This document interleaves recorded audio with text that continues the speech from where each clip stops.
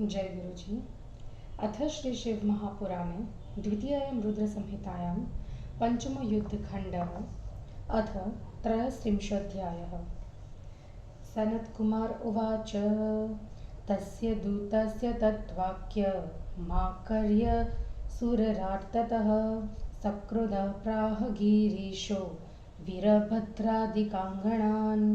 रुद्र उवाच हे वीरभद्र हे नन्दिक्षेत्रपालाष्टभैरवा सर्वे गणाश्वसन्नद्धा सायुधा बलशालिनः कुमाराभ्यां सहैवध निर्गच्छन्तु समाज्ञया स्वसेनया भद्रकाली निर्गच्छतु रणाय च शङ्खचूडवधार्थाय निर्गच्छाम्यत सत्वरम्।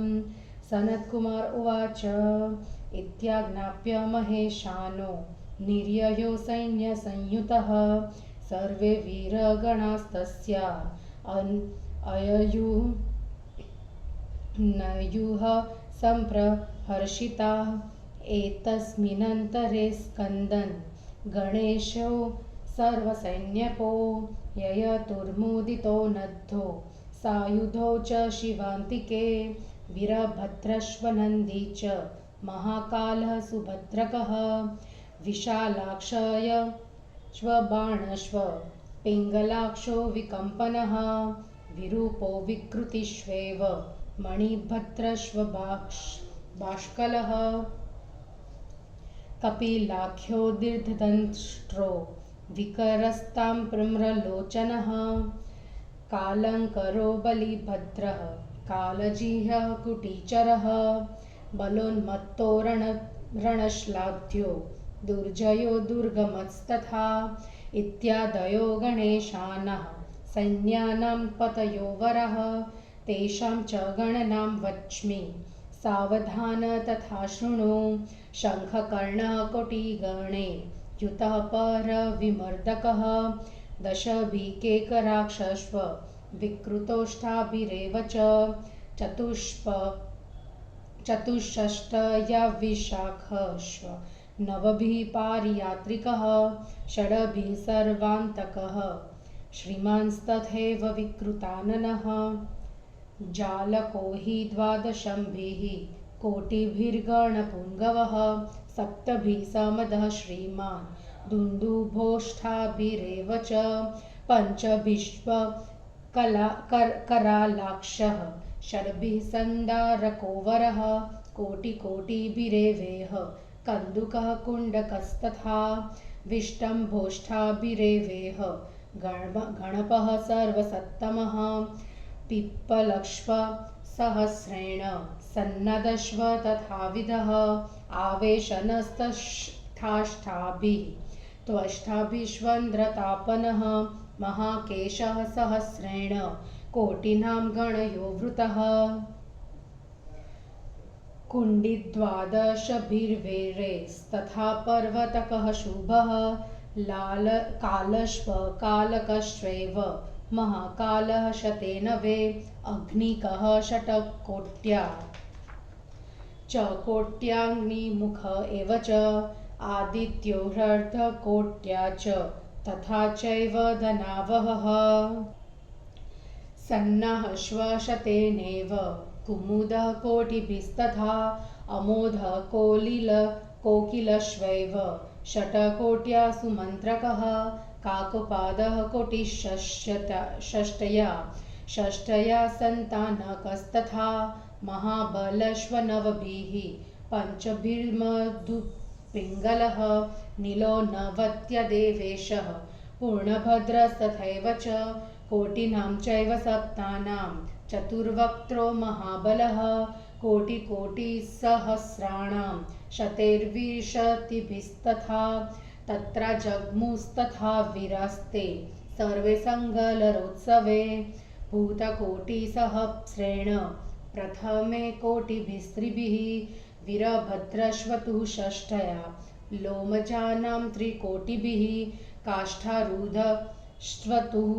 षष्ठया सुकेशो वृषभस्तथा विरूपाक्षश्व भगवांश्व तुः षष्ठया सनातनः तालकेतु षडास्यश्व पञ्चास्यश्व प्रतापवान् संवर्तकस्तथा चैत्रो लडकुलीशः स्वयं प्रभुः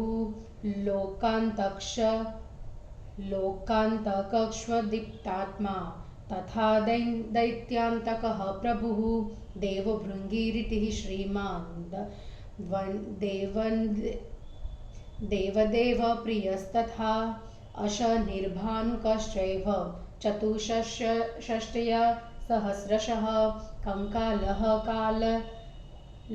कालो नन्दी सर्वान्तकस्तथा एते चान्ये च गणपा सह खयाता महाबलः युद्धार्थनिर्ययुः प्रीत्या शङ्खचूडेन निर्भयाः सर्वे सहस्रहस्राश्व जटामुकुटधारिणीः चन्द्ररेखावतंसाश्व नीलकण्ठा श्रीलोचना रुद्राक्षाभरणा सर्वे तथा सद्भस्मधारिणः हारकुण्डलकेयूर मुकुटाधैर्यलकृतः ब्रह्मेन्द्र विष्णुसङ्काश अणिमादिगुणैर्वृतः सूर्यकोटिप्रतीकाशः प्रवीणा युद्धकर्मणि पृथिवीचारिणः केचित् पातालचारिणीः केचिद्वयोमचराः केचित्तपस्वर्गचरामुने किं बहुकेन देवर्षे सर्वलोकनिवासिनः ययुः शिवगणाः सर्वे युद्धार्थदानवे सहा अष्टौ च भैरवा रुद्रा श्वेकादशाशु ये वसवोष्ठो वासवश्वादित्या द्वादश ते धृतमा हुताशनश्वचन्द्रश्व विश्वकर्माश्विनो चतो कुबेरश्व यमश्वेव निरुतीर्णलकुबरः वायुष्ववरुणश्वैव बुद्धश्वमङ्गलश्ववे ग्रहाश्वान्ये महेशेन कामदेवस्य वीर्यवान् उग्रदंष्ट्रश्वोग्रदण्डः कोरटः कोटभस्तथा स्वयं शतभुजा देवी भद्रकाली महेश्वरी रत्नेन्द्रसारनिर्माण विमानोपरि संस्थिता रक्तवस्त्रपरिधाना रक्तमाल्यानुलेपना नृत्यन्ती च सहन्ती च गायन्ती सुस्वरं मुदा अभयं ददति स्वेभ्यो भयं चारिभ्य एव सा बिभ्रति विकटां जिह्वां सुशीलां योजनायतां शङ्खचक्रगदा पद्म खण्ड खरङ्गचर्मधनुः शरान् खर्परं वर्तुलाकारं गम्भीरं योजनायतं त्रिशूलं गगनस्पर्शी शक्तिं च योजनायतां मुद्ररं मूसलं वज्रं खड्गं फलकमुल्बणं वैष्णवास्त्रं वारुणास्त्रं वायव्यं नागपाशकं नारायणास्त्रं गान्धर्व ब्रह्मास्त्रं गारुडं तथा पार्जन्यं च पाशुपतं जृम्भणास्त्रं च पार्वतं महावीरं च सौरं च कालकालं महानलं माहेश्वरास्त्रं याम्यं च दण्डं सम्मोहनं तथा समर्थमस्त्रकं दिव्यास्त्रशतकं परं बिभ्रति च करे सर्वे रण्यान्यपि च सा तदा आगत्य तस्थो सा तत्र योगिनीनां त्रिकोटिभिः साध्वच डाकिनीनां द्वे विकटानां त्रिकोटिभिः भूतप्रेतपिशाचाश्व कुष्माण्डा ब्रह्मराक्षसा वेताला राक्षसाश्वेव यक्षाश्वेव सकिन्नरा तैश्चैवाभिवृतः स्कन्दं प्रणम्य चन्द्रशेखरं पितुः पार्श्वे सहायो यः समुवास तदाज्ञया अथ शम्भु समानीय स्वसैन्यं सकलं तदा युद्धार्थमगमद्रुदः शङ्खचूडेन निर्भयः चन्द्रभागा नदीतीरे वटमूले मनोहरे तत्र तस्थो महादेवो देवनिस्तारहेतवे। इति श्री शिवमहापुराणे द्वितीयायां रुद्रसंहितायां पंचमे युद्धखंडे शंखचूडवधे महादेव युद्धयात्रावर्णनं नाम 33 हिंदी अनुवाद। सनत कुमार जी ने कहा, उस दूत के वाक्यों को सुनकर देवेश शिवजी ने क्रुद्ध होकर वीरभद्र आदि गणों से शिवजी ने कहा, हे वीरभद्र, नंदी, क्षेत्रपाल, अष्टभैरव, सभी बलि गण आयुधों के साथ तैयार हो जाओ। मेरी आज्ञा से तुम दोनों कुमारों के नेतृत्व में आज ही चले जाओ। अपनी सेना के साथ भद्रकाली युद्ध के लिए जाए तथा मैं भी शंखचूड़ को मारने के लिए शीघ्र ही निकल रहा हूँ। सनत कुमार जी ने कहा, इस प्रकार आज्ञा देकर सेना के साथ शिव जी निकल पड़े और सभी वीरगण उनके पीछे प्रसन्न होकर चल पड़े। इसी बीच में समस्त सेना के स्वामी स्कंद और गणेश आयुधों को लेकर प्रसन्न होकर शिव जी के पास गए। वीरभद्र, नंदी, महाकाल, सुभद्रक, विशालाक्ष, बाण, पिंगलाक्ष, विकंपन, विरूप, विकृति, मणिभद्र, बाष्कल, कपिल, दीर्घदृष्ट, विकर, ताम्रलोचन, कालंकर, बलिभद्र, कालजिह्न, कुट्टीचर, बलोन्मत्त, रणश्लाघ्य, दुर्जय, दुर्गम इत्यादि गणों तथा सेनाओं के प्रमुख स्वामी, उनकी संख्या बतलाता हूँ, सावधान होकर सुनो। शत्रु बल नाशक शंखकर्ण 1 करोड़ गणों से युक्त था।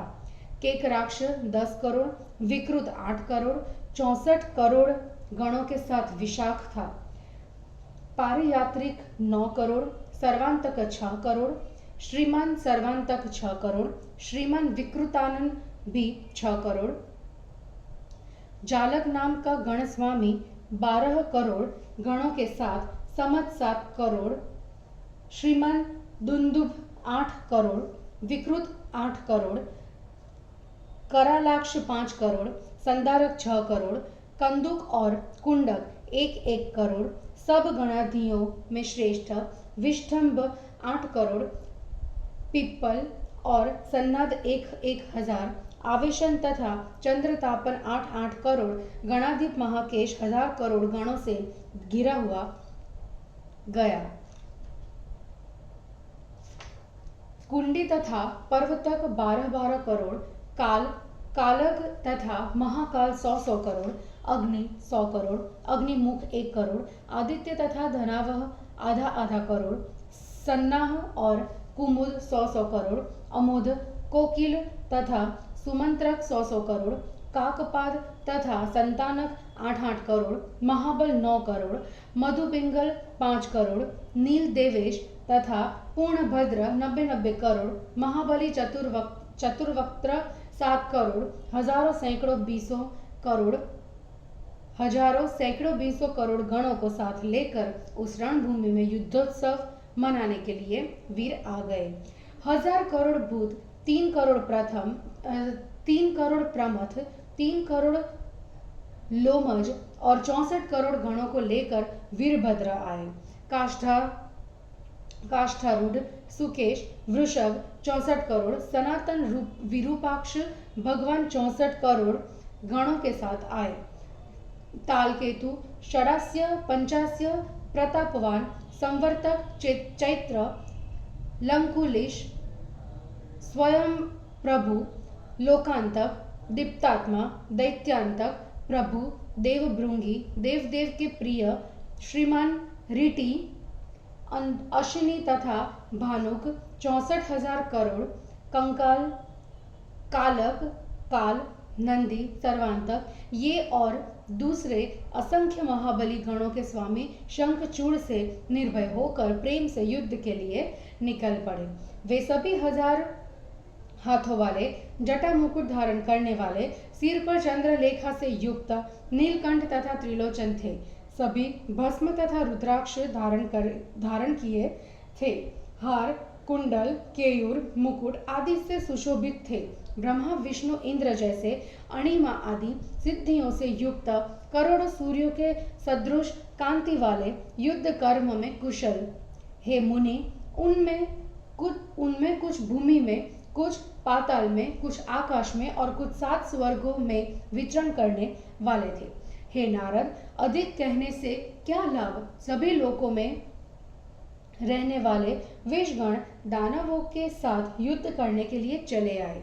8 भैरव, 11 रुद्र, 8 वसु, इंद्र, 12 आदित्य शीघ्र ही आ गए।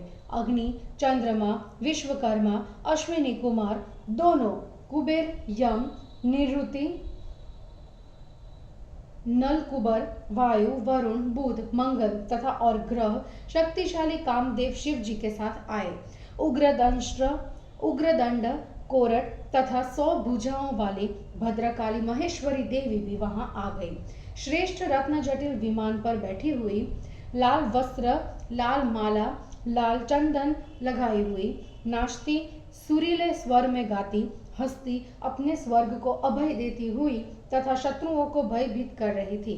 विकट, चंचल तथा 1 योजन लंबी जीभ को धारण की हुई, शंख, चक्र, गदा, पद्म, खड्ग, चर्म मतलब ढाल, धनुष तथा बाणों को धारण की हुई, गोल खप्पर को ली हुई, 1 योजन लंबे त्रिशूल और 1 योजन लंबी आकाश को छूने वाली शक्ति को ली हुई, मुदगर, मूसल, वज्र, खड्ग, फलक मतलब ढाल, वैष्णवास्त्र, वारुणास्त्र, वायव्यास्त्र, नागपाश, नारायणास्त्र, गंधर्वास्त्र, ब्रह्मास्त्र, गरुडास्त्र, पर्जन्यास्त्र, पाशुपतास्त्र,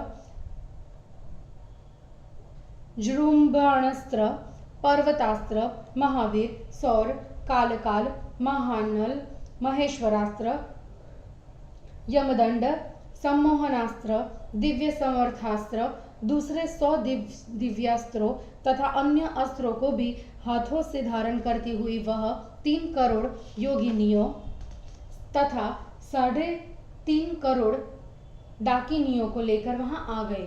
भूत, प्रेत, पिशाच, कुष्मांड, ब्रह्मा, राक्षस, वेताल, राक्षस, यक्ष, किन्नर, उनसे घिरे हुए स्कंद ने शिव जी को प्रणाम किया। उनकी आज्ञा से पिता के पास बैठ गया। उसके बाद शिव जी अपनी संपूर्ण सेना को लेकर निर्भय होकर शंखचूड़ से युद्ध करने के लिए गए। चंद्रभागा नदी के तीर पर बरगद वृक्ष के नीचे मनोहर स्थान में देव देवताओं के कष्ट को दूर करने के लिए बैठ गए। और इस प्रकार श्री शिव महापुराण में महादेव युद्ध यात्रा वर्णन नामक 33वां अध्याय समाप्त हुआ। जय गुरु जी।